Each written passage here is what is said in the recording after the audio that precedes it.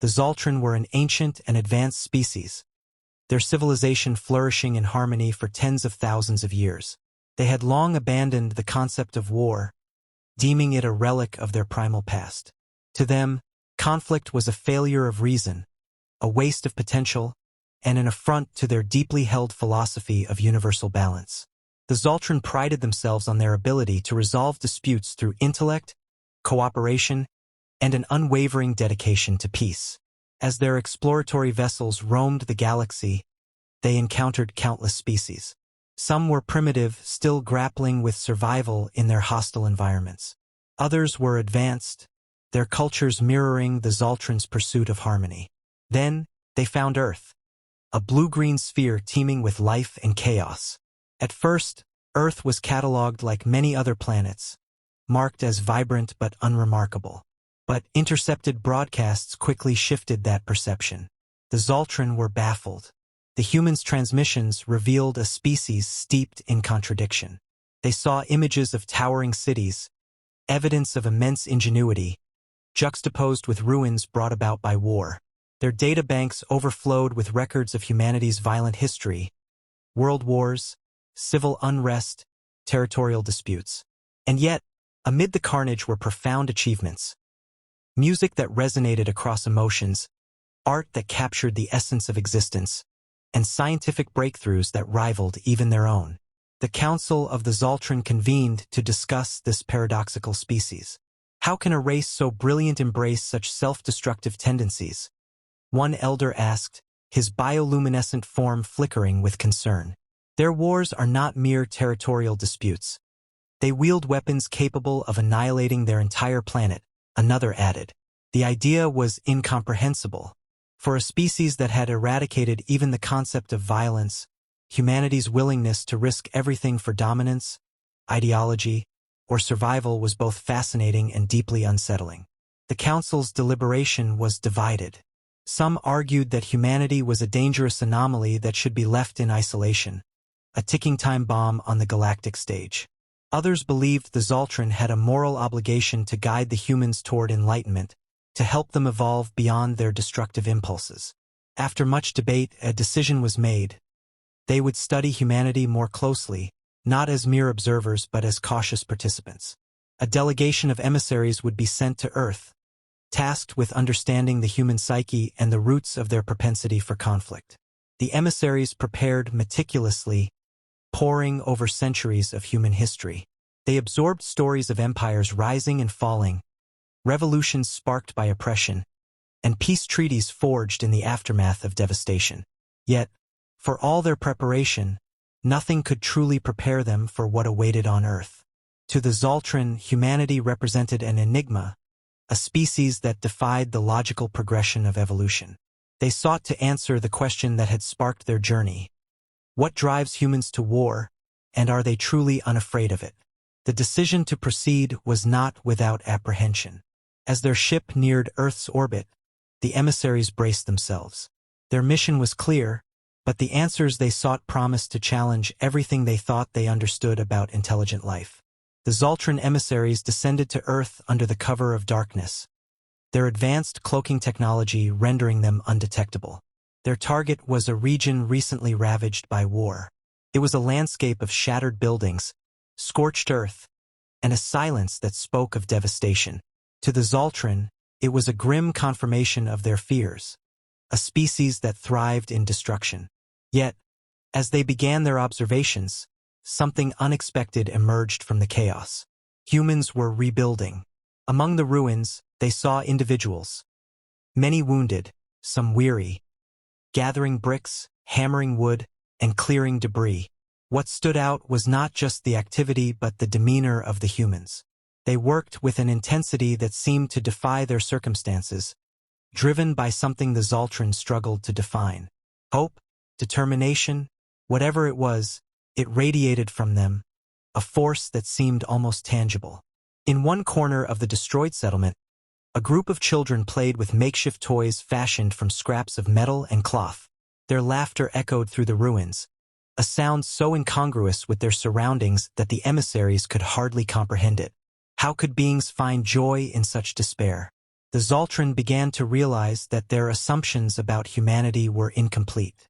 There was more to these creatures than violence and destruction. The emissaries extended their observations to the survivors' interactions.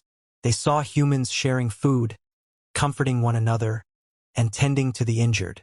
A young woman, her arm in a sling, was helping an elderly man rebuild his collapsed home. A soldier, his uniform tattered, handed his rations to a hungry child without hesitation. These acts of selflessness contradicted the brutal imagery the Zaltren had previously associated with the species. Despite this, the humans' conversations revealed a complex relationship with war. One man, discussing the recent conflict, spoke with bitterness and sorrow, yet also with a sense of inevitability. "We fight because we have to," he said. "Not because we want to. Sometimes there's no other choice." His words lingered in the minds of the Zaltren emissaries. They had assumed humanity's violence was born of a primitive instinct, but this suggested a deeper, more calculated rationale. As the emissaries continued to study, they encountered another contradiction. Humans seemed to honor war through monuments and ceremonies, celebrating their victories and memorializing their losses. A group of survivors gathered around a makeshift memorial, lighting candles and placing flowers. The Zaltren had no equivalent practice. To them, war was a failure to be forgotten, not a history to be preserved. Yet here were humans, confronting their pain, acknowledging it, and somehow finding strength in the process. The emissaries were both intrigued and troubled. They saw a species that thrived amid adversity, using even the aftermath of war as a catalyst for resilience. But they could not yet understand the underlying force that drove humanity. The Zaltren's initial hypothesis, that humans were reckless and unafraid, now seemed too simplistic. Humanity, it appeared, was something far more complicated, and their mission to understand it had only just begun. The Zaltren emissaries chose a cautious approach to direct interaction. They revealed themselves to a small, carefully selected group of humans, a mix of soldiers, aid workers, and civilians. Their shimmering, translucent forms and deliberate movements exuded an air of otherworldly authority. The humans, though visibly wary, did not react with hostility. Instead, they listened as the emissaries explained their purpose: to understand humanity's relationship with war and why they seemed to embrace it despite its evident costs. A soldier stepped forward first. His uniform bore the scars of countless battles, and his eyes carried the weight of those lost. "You think we love war?" he said, his voice heavy with emotion. "You think we don't fear it? Every time I march into battle, I'm afraid. Afraid for my men. Afraid for myself. Afraid that this fight will cost us more than we can bear. But fear doesn't stop us. Can't. Because what's at stake is always bigger than fear." The Zaltren emissaries were silent, processing the soldier's words. Another human, a woman in her 30s wearing the armband of a humanitarian worker, added her perspective. "War isn't a choice we make lightly," she said.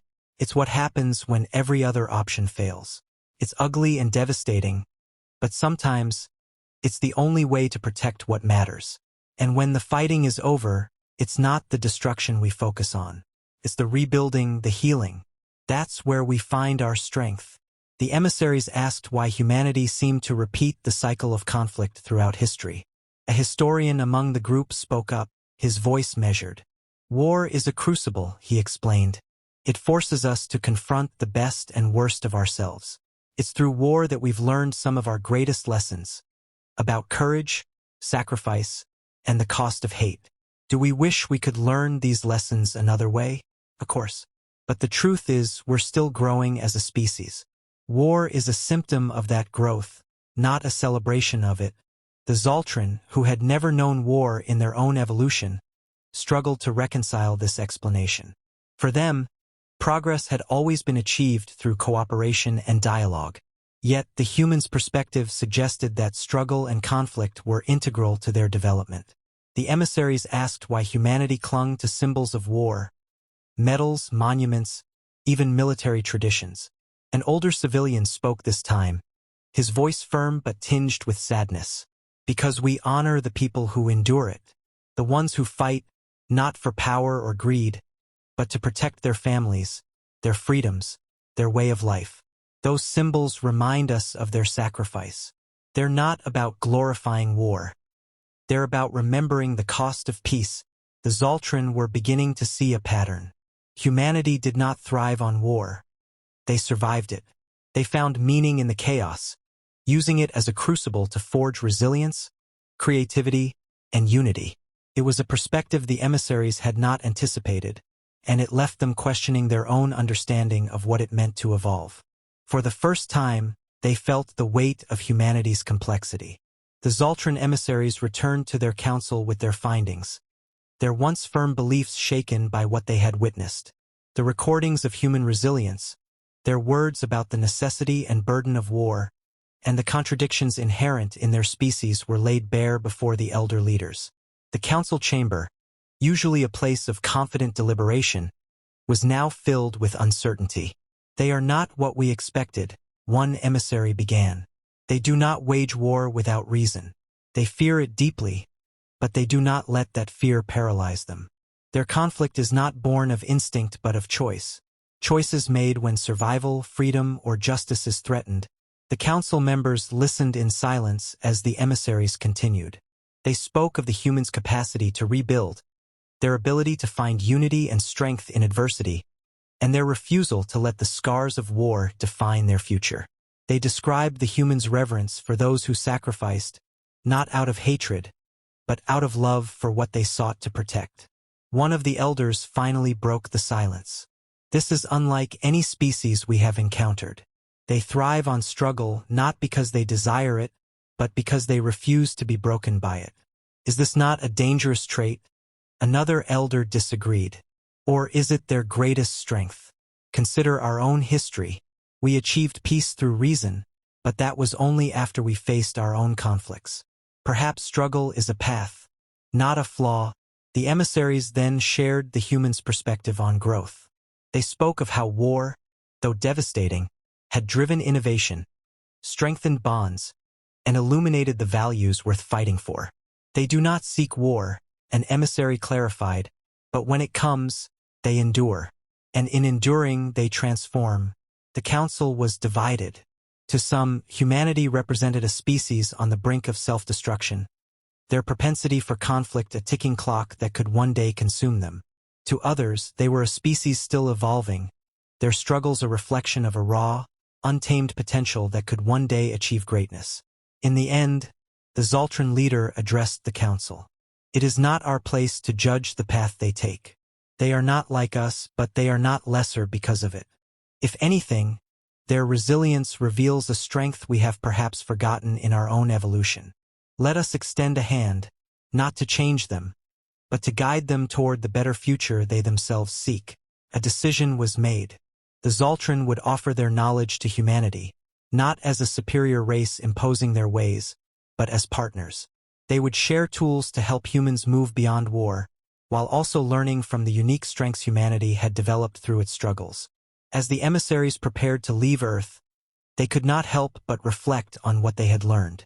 Humanity was far from perfect, but their imperfections carried a kind of beauty, a determination to rise, to rebuild, and to hope.